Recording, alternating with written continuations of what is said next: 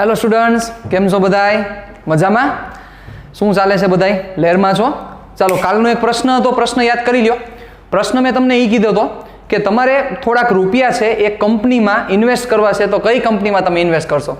આવી એક ચર્ચા કરેલી હતી અને તમને મેં બે ગ્રાફ દીધેલા હતા કંપનીના. બરોબર, એક કંપનીનો ગ્રાફ છે એ વૃદ્ધિ વર્સિસ વર્ષ, વૃદ્ધિ વિરુદ્ધ વર્ષનો ગ્રાફ હતો. એ ગ્રાફ એવો હતો, આ રીતનો હતો, અને બીજી કંપનીનો જે ગ્રાફ છે એ ગ્રાફ કંઈક અપ ડાઉન થતો હતો. યાદ કરો, વૃદ્ધિ વિરુદ્ધ વર્ષ, એ કંઈક ક્યારેક અપ જાય, ક્યારેક ડાઉન જાય, ક્યારેક આ રીતના. તો મેં તમને એવું કીધું હતું કે તમે કઈ કંપનીમાં ઇન્વેસ્ટમેન્ટ કરશો, તો એમાં તમારો જવાબ આવવો જોઈએ કે સર આ જે કંપની છે એ દર વર્ષે એની વૃદ્ધિ વધતી જ જાય છે, વધતી જ જાય છે, વધતી જ જાય છે, તો ઓબ્વિયસ છે આ કંપનીમાં તમારે શું કરવા જોઈએ? ઇન્વેસ્ટ કરવા જોઈએ.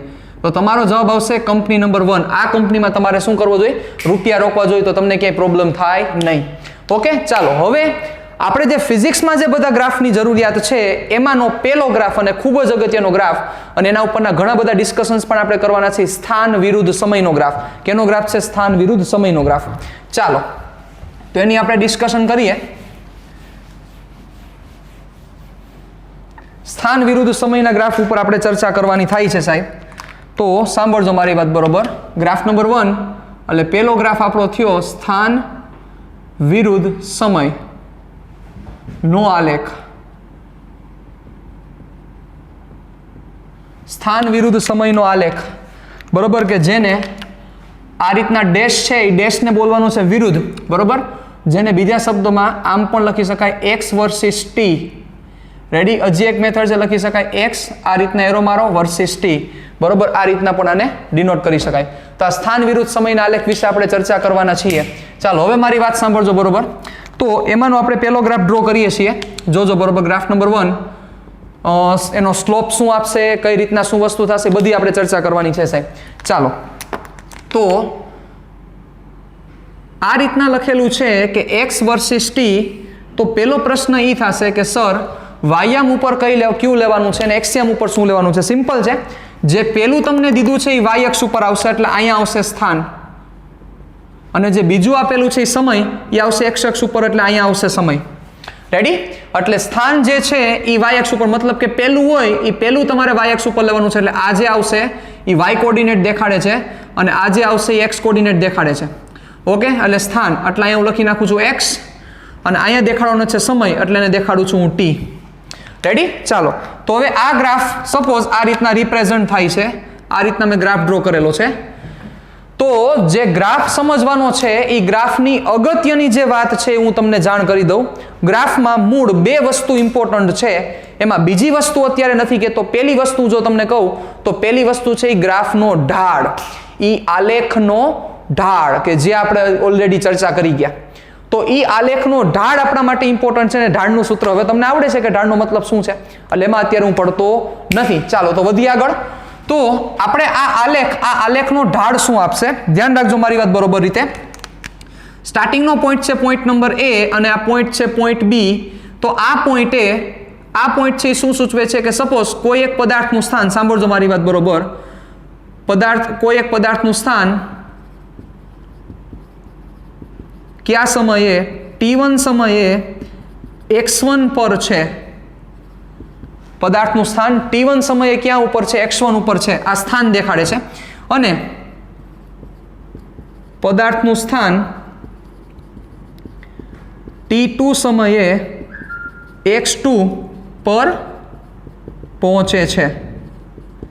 રેડી? અને પદાર્થનું સ્થાન t1 સમયે x1 ઉપર છે. ચાલો, તો t1 સમય આપણે દેખાડી દઈએ. આ t1 સમય ત્યારે ક્યાં છે? તો કે x1 ઉપર છે. ઓકે, એટલે x1. અને t2 સમયે ક્યાં પહોંચે છે? x2. ઓકે, એટલે અહીંયા પહોંચ્યા. t2 સમયે ક્યાં છે? x2 ઉપર પહોંચે છે. ઓકે, એટલે અહીંયા x2 દેખાડી દઉં છું, અને આ x ઉપર દેખાડી દઈએ આપણે. ચાલો, તો સૌથી પહેલા આપણે શું કરવું છે? તો કે આપણે આ આલેખ છે, આલેખનો ઢાળ શું થશે, ઢાળ વિશે ચર્ચા કરવી છે સાહેબ. ચાલો, તો ઢાળનું સૂત્ર હવે તમને બધાને આવડે છે. તો શું થશે? ધ્યાન રાખજો, બરોબર. આલેખનો ઢાળ એટલે m ઇઝ ઇક્વલ ટુ શું થશે? y2 માઇનસ y1 ના છેદમાં x2 માઇનસ x1. તો બચ્ચાઓ અહીંયા y2 કોણ છે એટલે વાયમમાં કોણ છે વાયમમાં x2 છે અને y1 કોણ છે તો કે યસ વાયમમાં જે છે એ સ્થાન આવી ગયું છે એટલે કમ્પલસરી અહીં મારે શું લખવું પડશે x2 - x1 યાદ કરો સૂત્ર એવું હતું આપણું ઢાળનું વાયમમાં થતો ફેરફારના છેદમાં એક્સયામમાં તો વાયમમાં કોણ છે સ્થાન છે તો મારે શું લખવું પડશે કમ્પલસરી x2 - x1 ના છેદમાં x2 - x1 એટલે શું થશે એક્સયામમાં થતો ફેરફાર તો એક્સયામમાં કોણ છે એક્સયામમાં સમય છે તો મારે કેનો ફેરફાર લેવો પડે સમયનો ફેરફાર એટલે શું થશે તો કે t2 - t1 ચાલો તમે થોડાક જો કન્ફ્યુઝનમાં મુકાવ તો આ સૂત્રને હું આવી રીતે રિપ્રેઝન્ટ કરું એટલે તમને ક્યાંય પ્રશ્ન જ ન થાય બરોબર આ સૂત્રને આ રીતના આપણે રિપ્રેઝન્ટ કરી દઈએ કે y યામમાં થતો ફેરફાર ના છેદમાં x યામમાં થતો ફેરફાર એટલે તમને કોઈ ઇશ્યુ જ ન થાય બરોબર y યામમાં થતો ફેરફાર ના છેદમાં x યામમાં થતો ફેરફાર ચલો તો આ સૂત્રને આપણે આ રીતના દેખાડી દઈએ તો અહીંયા વાયમમાં કોણ છે વાયમમાં સ્થાન છે તો સ્થાનમાં થતો ફેરફાર સિમ્પલ x2 - x1 એક્સયામમાં થતો ફેરફાર કોણ છે તો એક્સયામમાં છે સમય તો શું થશે t2 - t1 તો વિચારી લ્યો એ વસ્તુ આ થઈ ચાલો હવે લોજિક હાલવું જોઈએ તમારું અને હવે સ્પીડ આવશે તમારી આ થયો તમારો ડેલ્ટા t સમયગાળો t2 - t1 આ શું થયો તમારો આ થયો તમારો ડેલ્ટા x શું થયો x2 - x1 તો વિચારો બેટા શું થાય થોડુંક લોજિક આંકો જોઈએ કે x2 - x1 ઇટ મીન્સ આ ડેલ્ટા x છે ના છેદમાં ડેલ્ટા t છે therefore m is equal to delta x ના છેદમાં ડેલ્ટા t ડેલ્ટા x એટલે થાય સ્થાનાંતર યાદ કરો ડેલ્ટા x નો મતલબ છે સ્થાનાંતર અને ડેલ્ટા t નો મતલબ છે સમયગાળો તો થાય શું આનો મતલબ સ્થાનાંતરના છેદમાં સમયગાળો યસ સરેરાશ વેગ થાય સૂત્ર યાદ કરો મતલબ m is equal to સરેરાશ વેગ એટલે થશે v એવરેજ અને ખૂબ જ અગત્યનું સ્ટેટમેન્ટ અહીંથી આવ્યું સાહેબ m is equal to average velocity એટલે m is equal to average velocity અને આ બની ગયો એંગલ થીટા તો તમે આમ પણ લખી શકો therefore m is equal to tan theta is equal to average velocity હવે સાંભળજો મારી વાત બરોબર રીતે વ્યવસ્થિત રીતે સમજો કે જે સમજવાની વાત ઈ છે કે એક મહત્વની વસ્તુ તમને ઈ મળી તમે એક લાઇટ થઈ તમને શું લાઇટ થઈ જુઓ કે x વિરુદ્ધ t નો આલેખ તમે લ્યો કેના વિરુદ્ધ કેનો આલેખ લ્યો x વિરુદ્ધ t નો આલેખ તો x વિરુદ્ધ t ના આલેખમાં તમે જે ઢાળ મેળવ્યો કારણ કે જે આપણે આલેખ કોણ કે આલેખની ચર્ચા કરી રહ્યા છીએ સ્થાન વિરુદ્ધ સમય તો સ્થાન વિરુદ્ધ સમયના આલેખમાં તમે જે ઢાળ લ્યો છો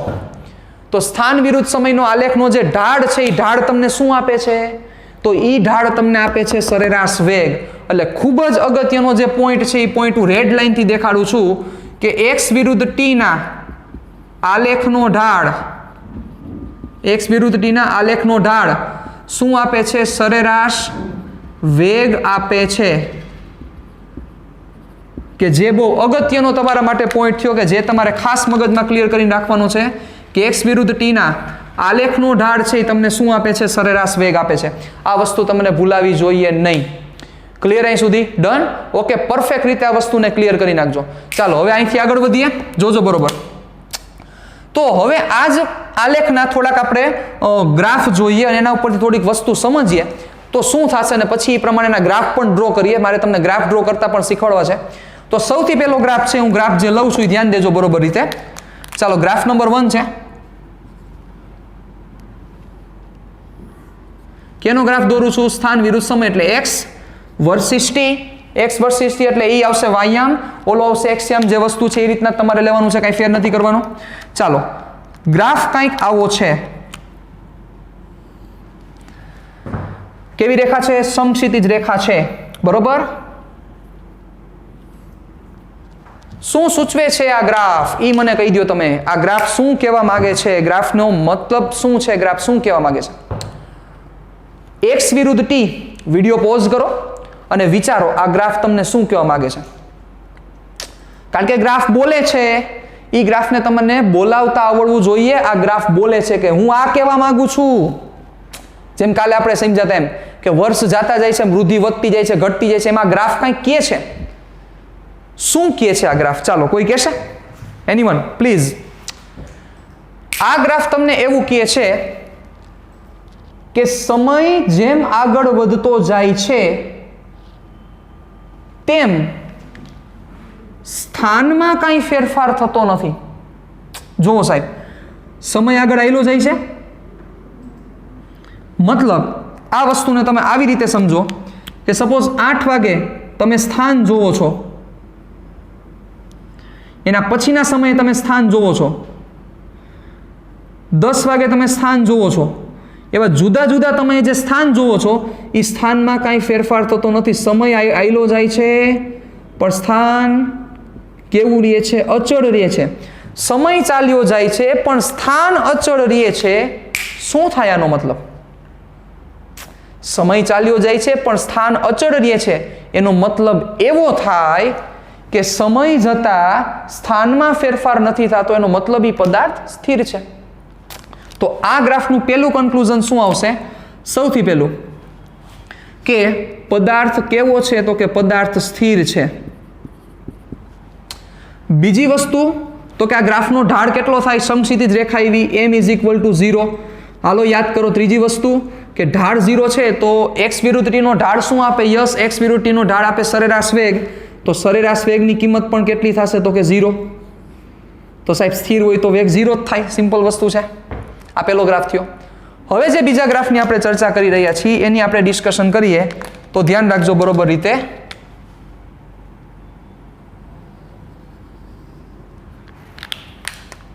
બીજા ગ્રાફની આપણે ચર્ચા કરીએ તો શું થશે? આ ગ્રાફ નંબર 2. પછી આપણે ગ્રાફ ડ્રો પણ કરશું. ચાલો, કઈક ગ્રાફ આવો છે. ચલો, તો આ ગ્રાફ શું સૂચવે છે? કોઈ કહેશે? Anyone please. x વિરુદ્ધ t નો આલેખ છે. શું આ ગ્રાફ કહેવા માંગે છે? કયો ચાલો. તો આ ગ્રાફ એવું કહે છે કે જેમ સમય જાય એમ સ્થાનમાં થતો ફેરફાર એક સમાન છે. જુઓ, આ વસ્તુને હજી થોડુંક ડેટા આપીને ડિસ્કશન કરું તો વધારે ક્લિયર થશે તમને. ચાલો, આ સપોઝ 5 સેકન્ડ છે. 5 સેકન્ડે આ વસ્તુ તમને મળી છે 5 મીટર. 5 નહીં 50 રાખીએ. ચાલો, ઓકે. પછી 10 સેકન્ડે તમે ઓબ્ઝર્વેશન લીધું. આ 10 સેકન્ડે તમે ઓબ્ઝર્વેશન લીધું તો તમને જે મળ્યું એ કેટલું મળ્યું? સપોઝ મળ્યું 90. ઓકે. પછી 15 સેકન્ડે તમે ઓબ્ઝર્વેશન લીધું તો ત્યારે તમને સપોઝ મળે છે 130. ઓકે. 20 સેકન્ડે તમે ઓબ્ઝર્વેશન લ્યો છો ત્યારે તમને મળે છે 170. રેડી? તો હવે જોવો જોઈએ, સમજવાની જે વાત છે એની આપણે જે ચર્ચા કરી રહ્યા છીએ. તો શું થાય? હવે આના ઉપરથી એવું ઓબ્ઝર્વેશન આપીને મને કયો જોઈએ તો આ શું કહેવા માંગે છે કે 5 સેકન્ડે 50 મીટર ઉપર છે. 5 થી 10 સેકન્ડમાં એ 50 થી 90 ઉપર જાય છે. આપણે અહીં લખી નાખીએ. આ સેકન્ડમાં છે અને આ કેમાં છે? તો કે મીટરમાં છે. ઓકે. તો 5 થી 10 સેકન્ડ જ્યારે થાય, 5 થી 10 સેકન્ડ એટલે સમયગાળો કેટલો થયો? તો કે સમયગાળો થયો 5 સેકન્ડ. તો એ 5 સેકન્ડમાં 50 થી 90 જાય છે એટલે કેટલા થયા? તો કે 40 કાપ્યું. વિચારો. પછીની 5 સેકન્ડ 10 થી 15માં સેકન્ડ 5 જ ગઈ પણ કાપેલું અંતર કેટલું છે? 90 થી 130 એટલે કેટલા થયા? પાછા 40 થયા. 15 થી 20 સેકન્ડ વળી પાછી 5 સેકન્ડમાં 130 થી 170 પાછા કેટલા થયા? તો કે 40. મતલબ જુઓ, સમાન સમયગાળામાં સમાન અંતર કાપે છે. તો જો કોઈ પદાર્થ સમાન સમયગાળામાં સમાન અંતર કાપતો હોય તો આવી ગતિને નિયમિત ગતિ કહેવાય. કેવી ગતિ કહેવાય? નિયમિત ગતિ. તો નિયમિત ગતિની જે વ્યાખ્યા આપણે સમજીએ કે જે ખાસ તમારે યાદ રાખવાનું છે, નિયમિત ગતિ. તો નિયમિત ગતિની વ્યાખ્યા શું થશે? કે જો કોઈ પદાર્થ સમાન સમયગાળામાં સમાન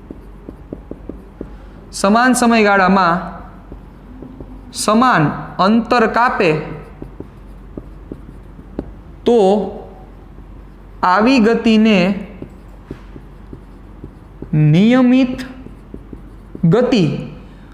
અથવા અચળ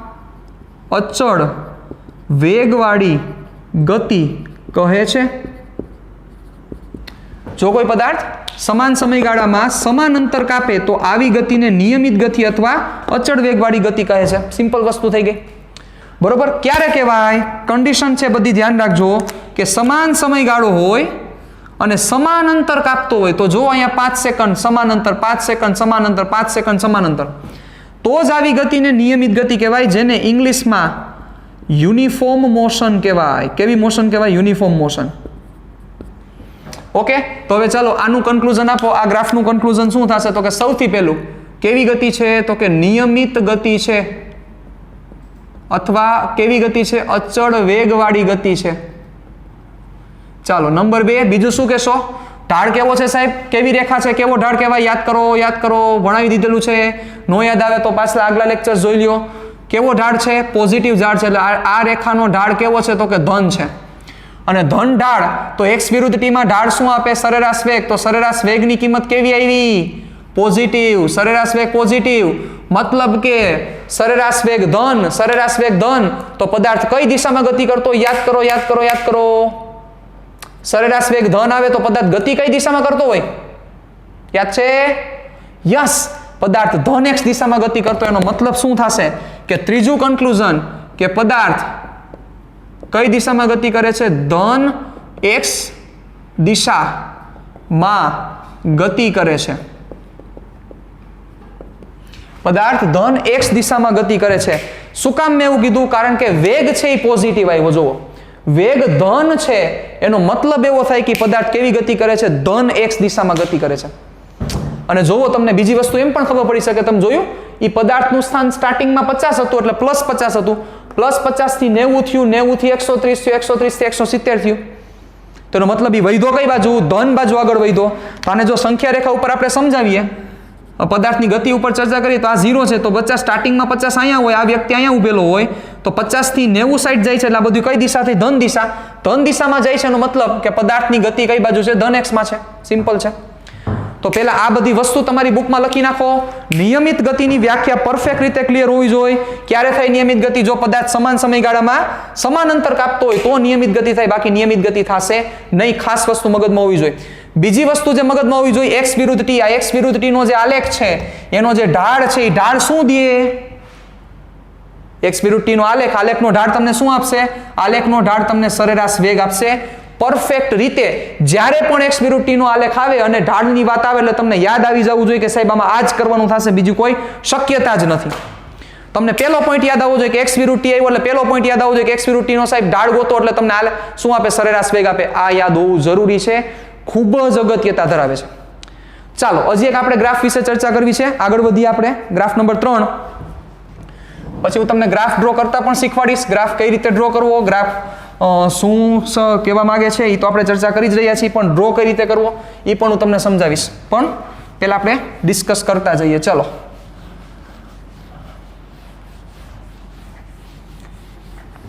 થર્ડ ગ્રાફ આપણો, ચાલો આને જવા દઉં છું. ઓકે, ચાલો. આજે નિયમિત ગતિની જે વ્યાખ્યા તમને આપેલી હતી, બધી વ્યાખ્યા તમારે સરસ રીતે સમજી લેવાની છે. ચાલો હવે જોજો અહીંયા બરોબર રીતે.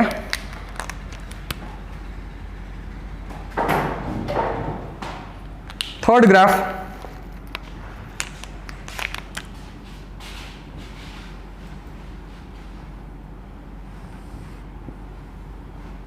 કેના વિરુદ્ધ કેનો? એક્સ વિરુદ્ધ ટી નો આલેખ જ છે. ચાલો, પણ એ કંઈક આવો છે. આવો ગ્રાફ છે સાહેબ, એક્સ વિરુદ્ધ ટી નો ગ્રાફ. શું દેખાડવા માંગે છે એ જોવો તમે, કે સ્ટાર્ટિંગનો જે પોઈન્ટ છે એને આપણે 5 સેકન્ડનો સમય કહી દઈએ સાહેબ, તો ત્યારે એનું જે સ્થાન છે એ 100 મીટર છે. ઓકે, 5 સેકન્ડે 100 મીટર છે. આગળ વધતા જઈએ, વળી પાછી બીજી 5 સેકન્ડ આપી એટલે 10 સેકન્ડ થયું. ત્યારે એનું સ્થાન જોવા મળ્યું 70. કેટલું જોવા મળ્યું? 70. પછી વળી પાછી 5 સેકન્ડ થઈ 15 સેકન્ડ. ત્યારે એનું સ્થાન જોવા મળ્યું 50 નહીં પણ 40. અને પછીની પાછી 5 સેકન્ડ ગઈ એટલે કે 20 સેકન્ડ, ત્યારે એનું સ્થાન જોવા મળ્યું 10. આવું જોવા મળ્યું. x છે એ મીટરમાં છે, t છે એ સેકન્ડમાં છે. હવે કોઈ પ્રશ્ન એવું પૂછે કે આ ગ્રાફ શું સમજાવવા માંગે છે? Yes sir. કે સર આ ગ્રાફ એવું સૂચવે છે કે સમય જેમ આગળ વધે છે તેમ અંતર ઘટે છે. અંતર ઘટે છે એવું કહી શકાય? અંતર ઘટે છે એ શબ્દ થોડોક અઘરો છે, કારણ કે અંતર નથી સૂચવતું, આ સ્થાન સૂચવે છે. ઓકે સ્થાન. તો મતલબ જો આ ગ્રાફને થોડુંક આપણે પ્રેક્ટિકલી સમજીએ તો એનો મિનિંગ એવો થાય કે આ 0 ઉપર છે. સ્ટાર્ટિંગમાં ક્યાં હતો? તો કે 100 સેકન્ડ 100 ઉપર હતો, એટલે 100 અહીંયા થયું. હવે એ 5 સેકન્ડ તમે આપશો એટલે 5 સેકન્ડમાં ભાઈ 100 થી 70 પહોંચી જશે. એટલે 100 થી 70 એટલે 70 કઈ બાજુ? ઓબ્વિયસ છે લેફ્ટ સાઈડમાં. મતલબ હા કે જેમ સમય આગળ જાય છે એમ ઈ વ્યક્તિ હા પણ નિયમિત ગતિની વ્યાખ્યા શું હતી સાહેબ? યાદ છે તમને? આપણે હમણાં ચર્ચા કરી ગયા કે નિયમિત ગતિની વ્યાખ્યા હતી સમાન સમયગાળામાં સમાન અંતર કાપે. નિયમિત ગતિ એટલે યુનિફોર્મ મોશન, મતલબ થાય સમાન સમયગાળામાં સમાન અંતર. તો જોવો જો ઈ કન્ડિશન અહીંયા ફોલો થાય છે? થાય છે. શું કામ થાય છે? જુઓ, પહેલી 5 સેકન્ડ, 5 થી 10 સેકન્ડ, સમય 5 સેકન્ડ આપ્યું, કેટલું અંતર આપ્યું? 100 થી 70 ઉપર ગયો. 70 અહીંયા ક્યાંક હશે. મતલબ કે કેટલું ડિસ્ટન્સ ટ્રાવેલ કર્યું છે? એને 30 મીટર ટ્રાવેલ કર્યું પહેલી 5 સેકન્ડમાં. મતલબ કે 5 થી 10 ના સમયગાળામાં. 10 થી 15 ના સમયગાળામાં કેટલું ક્યાંથી ક્યાં ગયો? 70 થી 40 આવ્યો. જુઓ, આ 10 અને આ 15, 70 થી 40 આવ્યો. કેટલું ડિસ્ટન્સ ટ્રાવેલ કર્યું? તો કે પાછું 30 ટ્રાવેલ કર્યું. એવી જ રીતે 15 થી 20 માં 5, 40 થી ક્યાં પહોંચ્યો? 10, વળી પાછું કેટલું ટ્રાવેલ કર્યું? 30 મીટર. તો મેં ક્યાં એવું કીધું હતું કે ધનમાં જવો જોઈએ, ઋણમાં જવો જોઈએ? મારો પોઈન્ટ હતો કે સમાન સમયગાળામાં સમાન અંતર કાપવો જોઈએ. કાપ્યું સમાન અંતર, મતલબ કે દરેક સમયગાળામાં કાપેલું અંતર સમાન છે. અને દરેક સમયગાળામાં કાપેલું અંતર સમાન હોય તો આ ગતિ કેવી ગતિ કહેવાય? નિયમિત ગતિ છે. તેનો મતલબ સૌથી પહેલું કન્ક્લુઝન આપણું શું આવવું જોઈએ? સૌથી પહેલો પોઈન્ટ કે આ ગતિ છે એ કેવી ગતિ છે? તો કે નિયમિત ગતિ છે. કારણ કે નિયમિત ગતિ માટેના બે જ પોઈન્ટ હતા કે સમાન સમયગાળો અને કાપેલું અંતર સમાન. બે કન્ડિશન ફોલો થાય છે. It means this is the uniform motion, we can say easily. Second point, ઢાળ કેવો થશે? ચાલો યાદ કરો. ઢાળ કેવો થાય? Positive, negative, zero? કેવો થશે? Negative slope. તો આપણે આ વસ્તુની ચર્ચા ઓલરેડી કરી ગયા છીએ કે આનો ઢાળ છે નેગેટિવ ઢાળ છે. તો x વિરુદ્ધ t નો આલેખ હોય એનો ઢાળ તમને શું આપે? Delta x by delta t, સરેરાશ વેગ આપે. તેનો મતલબ ઢાળ નેગેટિવ છે, એનો મિનિંગ આપણે એવું કહી શકીએ કે સરેરાશ વેગ પણ કેવો છે? નેગેટિવ છે. અને સરેરાશ વેગ નેગેટિવ છે એનો મતલબ જે વેગ આવે છે એ વેગ ઋણ આવે છે. અને વેગ ઋણ આવે એનો મતલબ શું થયો? ઋણ શું સૂચવે છે? મેથ્સના ઋણ નથી સાહેબ, દિશાના ઋણ છે. એ ઋણ શું સૂચવે છે? કે કઈ દિશામાં આગળ વધે છે? ઋણ x દિશામાં આગળ વધે છે. મતલબ કે ત્રીજો પોઈન્ટ કે જે અહીંયા આમ રેખા હતી એમાં એમ કીધું હતું કે ધન x દિશામાં આગળ વધે છે, પણ અહીંયા સૂચવે છે કે ઈ કઈ દિશામાં ગતિ કરે છે? ઋણ x દિશામાં ગતિ કરે છે. આ થર્ડ પોઈન્ટ થયો. આ ગ્રાફની અગત્યતા છે ને ગ્રાફ ઉપરથી ઘણી બધી વસ્તુ આપણે કહી શકીએ છીએ. એના પછીનો ગ્રાફ, ગ્રાફ નંબર 4. ચાલો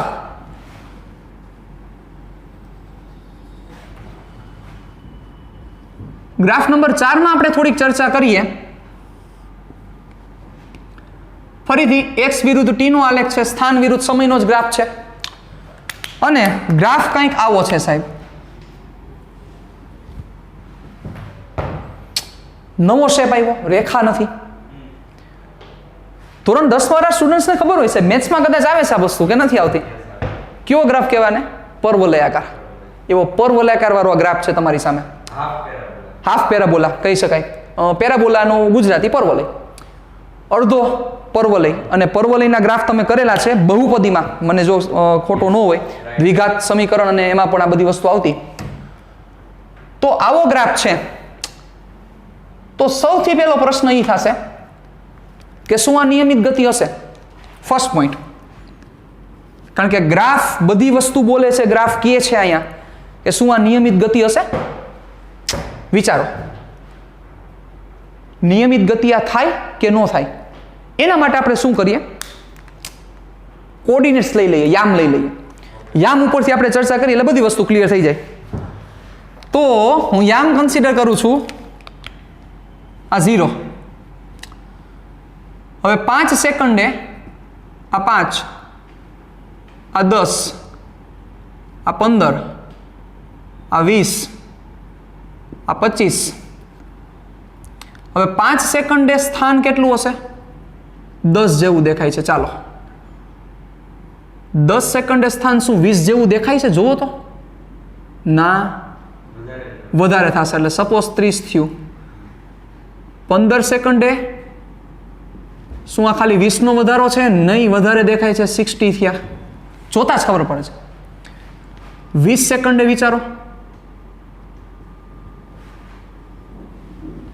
જોવો જોઈએ. આ ગેપ જો વધી ગયો પાછો, જોયું તમે?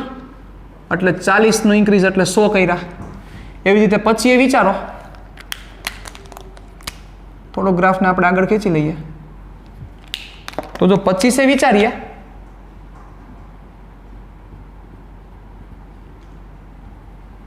તો આ તો એના કરતાં પણ ઊંચો લાગે છે, એટલે 150.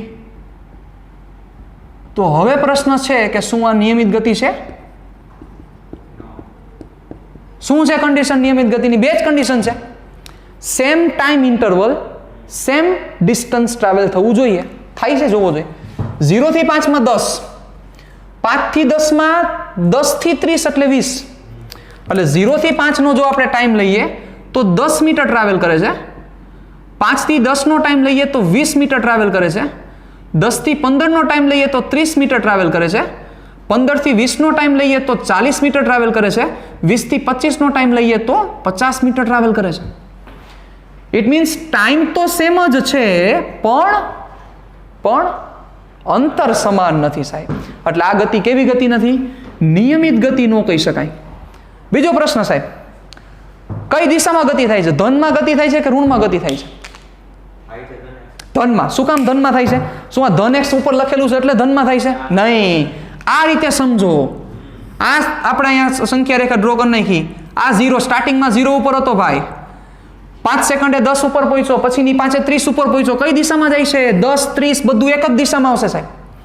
મતલબ કે પોઝિટિવમાં વેલ્યુ વધતી જાય છે. એનો મતલબ આ ગતિ કઈ દિશામાં થાય છે? ધન x દિશામાં ગતિ છે. થર્ડ પોઈન્ટ તમને હું કહું સાહેબ, આ જગ્યાએ સ્લોપ, આ જગ્યાએ જે ઢાળ હતો, અને આની પહેલાનો ગ્રાફ પણ આપણે ડ્રો કરી સાહેબ. બહુ મસ્ત વસ્તુ છે, બહુ સમજવા જેવી છે. પ્યોર મેથેમેટિક્સ છે સાહેબ.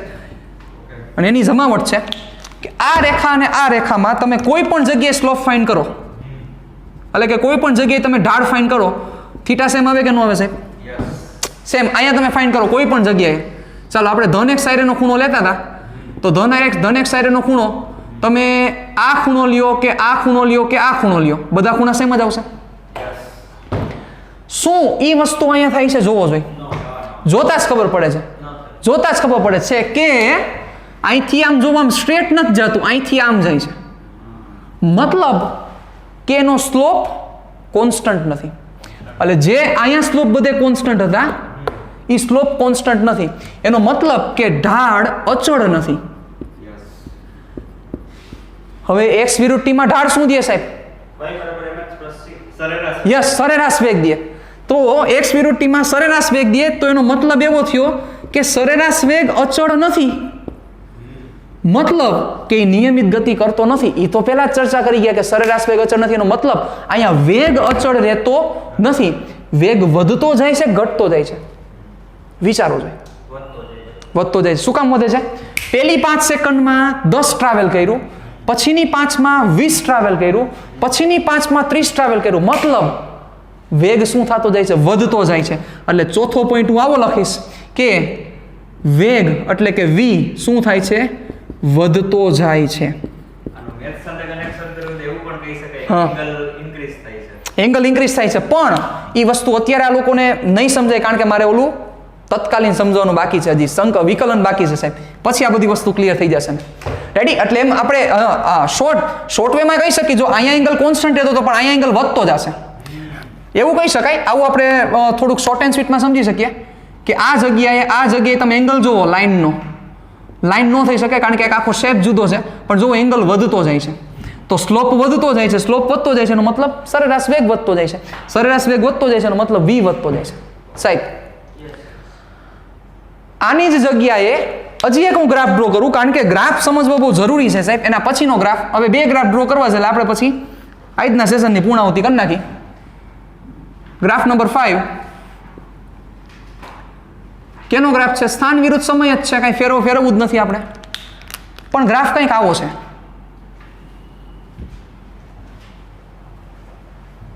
આ ટાઈપનો ગ્રાફ છે. તો એવું લાગશે કે આમ કર્યું તો નામ આમ કર્યું, શું ફેર પડે? ફેર પડી જાય, આખો ગ્રાફ ચેન્જ થઈ જાય, કારણ કે આ તો મેથ્સ છે સાહેબ, જરાય મજાક નથી મોટી. ચાલો વિચારો, મગજ આંકીએ. ચાલો 0 કોર્ડિનેટ આપી દઈએ આપણે, 5 10 15 20, જાજા નથી દેવા, છોકરાઓ અમારા બધા સ્માર્ટ થઈ ગયા છે. 5 30 ધારો કે સાહેબ, જોવો તો ગેપ ઘટ્યો કે વધ્યો? આ 30 છે, આવડો ગેપ અહીંયા નથી, ઘટી ગયો. હા, એટલે 50. 15 વિચારો તો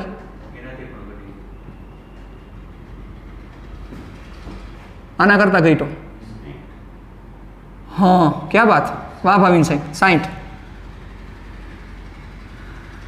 20 એના કરતા ઘટ્યો 65. ચાલો પાછો પેલો પ્રશ્ન. હવે તો બધા છોકરાઓને આવડી જ ગયો છે. નિયમિત ગતિ છે કે નહીં? નથી. ક્યાં વાત. આ પ્રશ્ન બહુ અગત્યનો છે. કઈ દિશામાં ગતિ થાય છે? ધન કે ઋણ? ધનમાં જ થાય છે. યસ, આ સમજવાની વાત છે. આ અન્ડરસ્ટેન્ડિંગ છે. સ્ટાર્ટિંગમાં 0 ઉપર છે, 5 સેકન્ડે એ 30 પહોંચે છે, 10 સેકન્ડે એ 50 પહોંચે છે, પણ જાય છે તો આ જ બાજુ. એનો મતલબ કઈ દિશામાં ગતિ છે? ધન x દિશામાં ગતિ. ક્યાં બાત. થર્ડ, સ્લોપ કોન્સ્ટન્ટ છે? નો, સ્લોપ કોન્સ્ટન્ટ નથી. જો અહીંયા સ્લોપ વધારે છે, પછી સ્લોપ શું થતો જાય છે? ઘટતો જાય છે. મતલબ કે એમ અચળ નથી. નંબર 4, એમ અચળ નથી, એનો મતલબ સરેરાશ વેગ અચળ નથી. અને સરેરાશ વેગ અચળ નથી, વેગ વધે છે ઘટે છે? ઘટે છે. સ્ટાર્ટિંગમાં વેગ વધારે છે, જેમ આગળ જાય એમ વેગ શું થતો જાય છે? ઘટતો જાય છે. છોકરાઓને એમ લાગે કે સર એ કઈ રીતે થાય છે? જોવો અહીંયા, સ્ટાર્ટિંગમાં 5 સેકન્ડમાં કાપેલું અંતર 30 છે, પછીની 5માં કાપેલું અંતર 20 છે. આ ગેપ જુઓ. પછીની 5માં કાપેલું અંતર ખાલી 10 છે, અને પછીની 5માં કાપેલું અંતર ખાલી 5 છે. મતલબ સ્ટાર્ટિંગમાં 30 20 10 ને 5, મતલબ કાપેલું અંતર, સમયગાળો એ જ છે, પણ કાપેલું અંતર ઘટતું જાય છે. અને કાપેલું અંતર ઘટતું જાય એનો મતલબ એનો વેગ શું થાય છે? ઘટતો જાય છે. આ ગ્રાફની મજા છે સાહેબ. તો હવે એક ગ્રાફ તમને હોમવર્કમાં દઈ દઉં, અને એ ગ્રાફ શું કહેવા માંગે છે તમારે મને કહેવાનું છે, કારણ કે હર વખતે હલવાડવાનો મને હક છે, અને હલવાડીશ જ. x વિરુદ્ધ t આવો ગ્રાફ છે. મન થાય એવો દોર્યો સાહેબ, આવો ગ્રાફ છે. હવે આ ગ્રાફ શું સમજાવવા માંગે છે, થોડુંક હું તમને વેરિએશન્સ આપી દઉં. આવો ગ્રાફ છે. તમારે મને આ ગ્રાફ 2-3 પાર્ટમાં કહેવાનું છે. A B પાર્ટ માટે, પછી B C પાર્ટ માટે, અને C D પાર્ટ માટે. કે A B પાર્ટમાં ગ્રાફ શું કહેવા માંગે છે? ગ્રાફ બોલે છે સાહેબ, આ ગ્રાફ કહે છે કે હું આ કહેવા માંગુ છું. BC પાર્ટમાં ગ્રાફ શું કહેવા માંગે છે, અને CD પાર્ટમાં ગ્રાફ શું કહેવા માંગે છે. આ તમારું હોમવર્ક છે. તમારે બીજી કઈ માથાકૂટ કરવાની નથી, આ જ બેઝ ઉપર જવાનું છે સાહેબ. તો આ 3 પાર્ટમાં ગ્રાફ શું કહેવા માંગે છે તમારે મને કહેવાનું છે. જ્યારે આપણે નેક્સ્ટ ટાઈમ મળીશું ત્યારે ગ્રાફ પણ ડ્રો કરવા છે, આ વસ્તુને પણ સમજવી છે, અને જે આપણે આગળ વધવું છે. ઓકે, ત્યાં સુધી tata bye bye, see ya, ફિર મિલેંગે ચલતે ચલતે. Thank you very much.